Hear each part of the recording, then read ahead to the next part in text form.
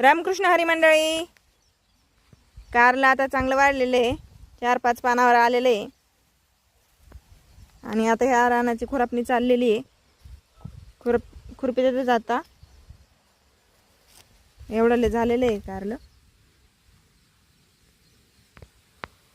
Shampoo पण किती भारी आली.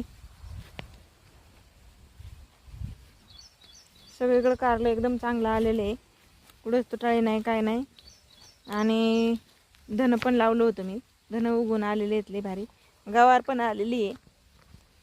खाण्यापुरतं आपलं घरच्या घरी लावलेलं आहे, असं थोडं थोडं, जास्त काय लावलं नाही. बाकीची तरकारी असतेच लय मोठी, पण जे लागतात भाज्या आपल्याला सारख्या त्या केलेल्या आहेत, थोडे थोडे लावलेले आहेत.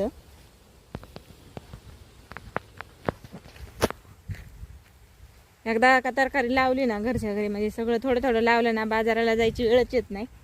कारण की सगळं ताजं ताजं नेता येतं ना तोडून. आम्ही शक्यतो लय करून अशी घरचीच भाज्या असतात आम्हाला सगळ्या.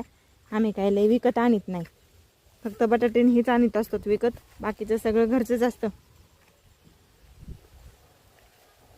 चांगलं आलेलं आहे कारलं. आणि याची खुरापणी पण चालू आहे आता सध्याला. आणि इकडे लावलेली मी मोकळ्या राणा, म्हणजे असं जिथं जिथं जागा जास्त होती ना तिथे मी गवार लावून दिलेली आहे. आणि ती पण लय भारी आलेली आहे, वाढली आता ती पण. आणि लावलेली गावरान गवार आहे. गावरान गवार खायला लय भारी लागते.